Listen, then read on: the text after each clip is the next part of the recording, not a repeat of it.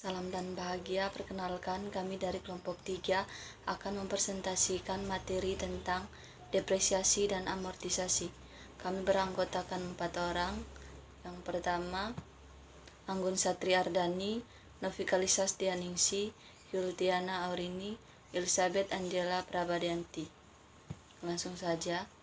Berdasarkan pasal 6 ayat 1 Undang-Undang Nomor 7 Tahun 1983 dan Undang-Undang Nomor 36 Tahun 2008 tentang pajak penghasilan atau Undang-Undang Pajak Penghasilan, pembebanan biaya atas perolehan harta berwujud dan tidak berwujud yang mempunyai masa manfaat lebih dari 1 tahun harus dilakukan melalui penyusutan atau amortisasi. Penyusutan aktiva tetap dan amortisasi harta tak berwujud tersebut dapat dibebankan sebagai pengurang penghasilan atau biaya fisikal.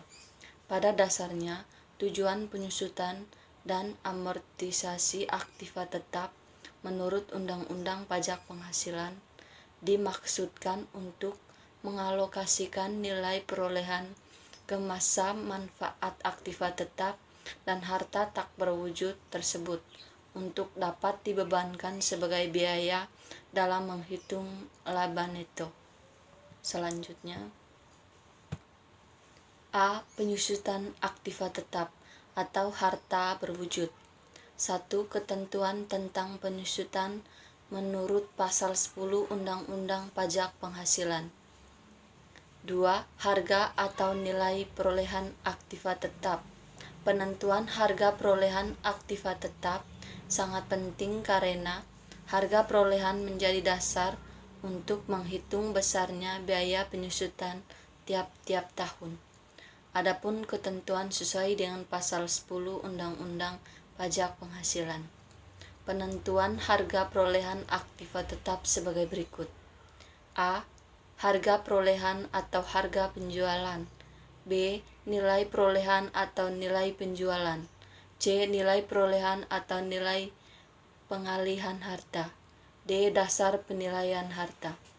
Selanjutnya, 3. Waktu dilakukannya penyusutan. A. Pada bulan dilakukannya pengeluaran. B. Pada bulan selesainya pengerjaan suatu harta sehingga penyusutan pada tahun pertama dihitung secara rata. C. Dengan persetujuan Direktur Jenderal Pajak pada bulan harta tersebut digunakan untuk mendapatkan, menagih, dan memelihara penghasilan. D. Dengan persetujuan Direktur Jenderal Pajak pada bulan harta tersebut mulai menghasilkan, yakni saat mulai berproduksi dan bukan saat diterima atau diperolehnya penghasilan. 4. Metode penyusutan aktiva tetap yang diperkenakan Undang-Undang Perpajakan dan Dasar Penyusutan. A. Metode garis lurus.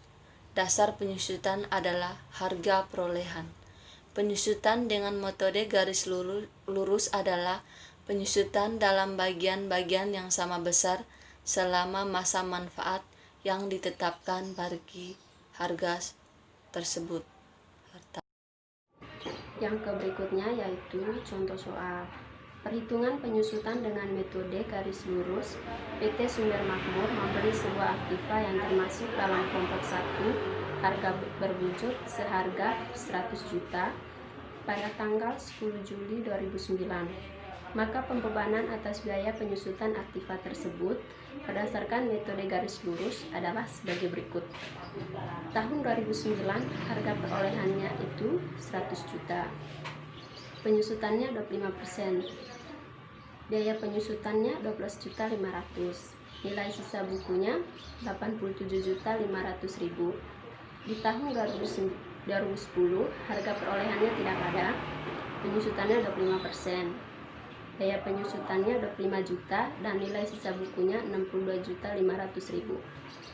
Di tahun 2011 harga perolehannya tidak ada. Penyusutannya 25%, harga penyusutannya 25 juta, nilai sisa bukunya 37.500.000. Nah, di tahun 2012 harga perolehannya 100 juta. Penyusutannya 25%. Biaya penyusutannya 25 juta, nilai sisa bukunya 12.500.000. Di tahun 2013 harga perolehannya tidak ada, penyusutannya 25%, biaya perolehannya 12 juta, biaya penyusutannya 12.500.000, dan juga nilai sisa bukunya tidak ada. Keterangan untuk tahun 2009, biaya penyusutannya dihitung berdasarkan 6/12 dikali 25% dikali biaya perolehan. Karena pembelian dimulai pada bulan 2009, sehingga biaya yang diperkenankan hanya dari bulan Juli 2009 sampai Desember 2009, yaitu selama 6 bulan. Untuk tahun 2013, biaya penyusutan dihitung berdasarkan 6/12 dikali 25% dikali biaya perolehan, karena sisa masa manfaat hanya untuk bulan Januari 2011 sampai Juni 2011 yang selama 6 bulan. Yang kedua itu metode saldo menurun. Metode saldo menurun adalah nilai sisa buku fiskal. Penyusutan dengan metode saldo menurun adalah penyusutan dalam bagian-bagian yang menurun dengan cara menerapkan tarif penyusutan atas nilai sisa buku. Di situ ada contoh soal. Perhitungan penyusutan dengan metode saldo menurun. PT Jaya Abadi membeli sebuah aktiva yang termasuk dalam kelompok satu harta berwujud seharga 100 juta pada tanggal 10 Juli 2009, maka pembebanan atas biaya penyusutan aktiva tersebut berdasarkan metode saldo menurun adalah sebagai berikut.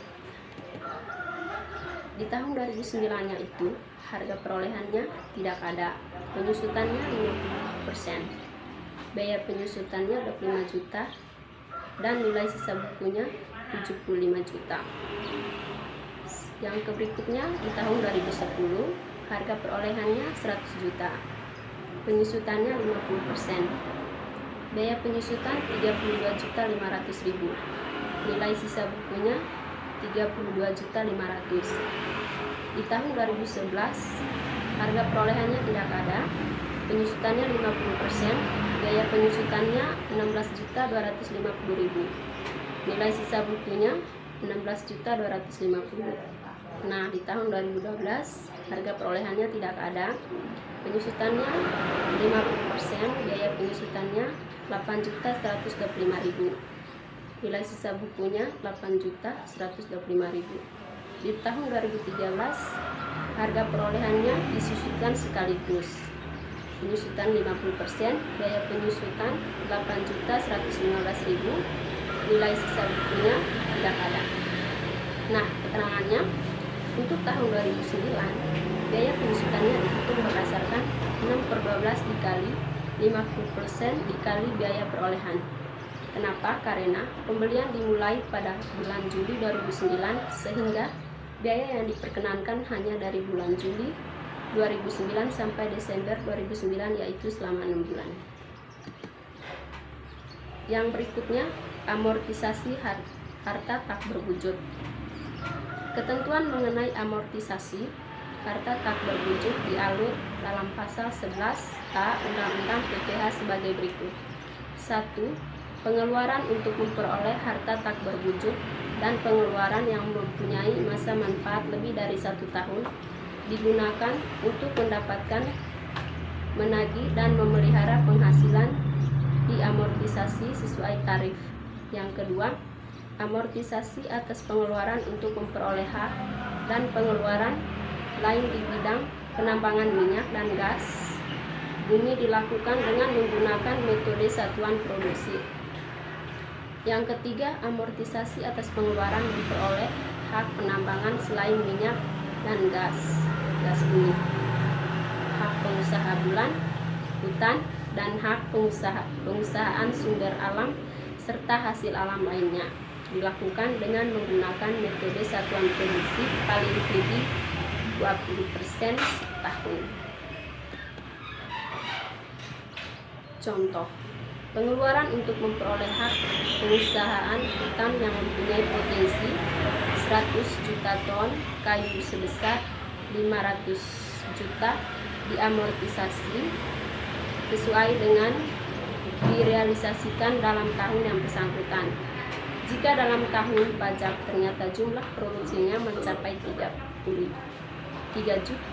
juta ton yang berarti 30% dari potensi yang tersedia, maka walaupun jumlah produk pada tahun tersebut mencapai 30% dari jumlah potensi yang tersedia, besarnya amortisasi yang diperkenankan untuk dikurangkan dan penghasilan bruto pada tahun tersebut paling tinggi adalah 25% dan pengeluaran atau sebesar 100 juta.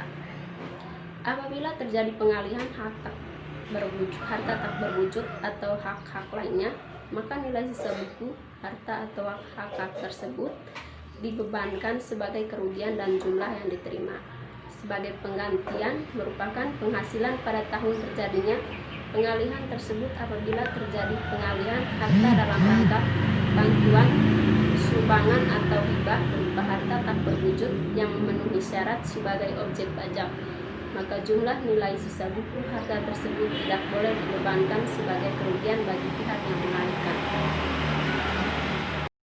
Jenis-jenis harta berwujud menurut Peraturan Menteri Keuangan Nomor 96/PMK 03/2009. Jenis-jenis harta berwujud yang termasuk dalam kelompok 1. Yang pertama, semua jenis usaha. Contohnya mebel, sepeda motor, alat-alat komunikasi. Yang kedua, pertanian, perkebunan, kehutanan, yaitu alat yang digerakkan bukan dengan mesin, seperti cangkul, peternakan, perikanan, garu, dan lain-lain. Yang ketiga, industri makanan dan minuman, yaitu mesin ringan yang dapat dipindah-pindahkan seperti pemecah kulit, penyosok, pengering, palet, dan sejenisnya. Yang keempat, transportasi dan pergudangan. Contohnya mobil taksi, bus, truk yang digunakan sebagai angkutan umum. Yang kelima, industri semikonduktor. Contohnya flash memory tester, writer machine, bipolar test system. Yang keenam, jasa persewaan peralatan tambat air dalam. Dan yang ketujuh, jasa telekomunikasi. Jenis-jenis harta berwujud yang termasuk dalam kelompok 2. Yang pertama, semua jenis usaha, yaitu mebel dan peralatan logam seperti mobil, bus, truk, kontainer, dan sejenisnya. Yang kedua, pertanian, perkebunan, kehutanan, dan perikanan. Contohnya mesin pertanian dan perkebunan seperti traktor. Yang ketiga, industri makanan dan minuman. Jenis-jenis harta berwujud yang termasuk dalam kelompok 3. Yang pertama, pertambangan selain minyak dan gas, yaitu mesin-mesin yang dipakai dalam bidang pertambangan. Yang kedua, permintalan, pertenunan, dan pencelupan, yaitu mesin yang mengolah atau menghasilkan produk-produk tekstil, misalnya kain katun, sutra, dan serat-serat buatan. Yang ketiga, perkayuan mesin dan peralatan penggergajian kayu. Yang keempat, industri kimia, yaitu mesin peralatan yang mengolah atau menghasilkan produk industri kimia dan industri yang ada hubungannya dengan industri kimia, misalnya bahan kimia anorganis, persenyawaan organis dan anorganis. Yang kelima, industri mesin, yaitu mesin yang menghasilkan atau memproduksi mesin menengah dan berat, misalnya mesin mobil dan mesin kapal. Yang keenam, transportasi pergudangan, yaitu kapal, perahu layar, pesawat terbang, helikopter, dan lain-lain. Yang ketujuh, telekomunikasi. Contohnya yaitu perangkat radio, navigasi, radar, dan kendali jarak jauh. Jenis-jenis harta berwujud yang termasuk dalam kelompok 4. Yang pertama, konstruksi, yaitu mesin berat untuk konstruksi. Yang kedua, transportasi dan pergudangan, yaitu contohnya lokomotif uap dan tender atas rel. Ada harta yang tidak boleh disusutkan menurut ketentuan fiskal. Yang pertama, ada harta yang tidak boleh digunakan untuk mendapatkan, menagih, dan memelihara penghasilan tidak boleh disusutkan secara fiskal.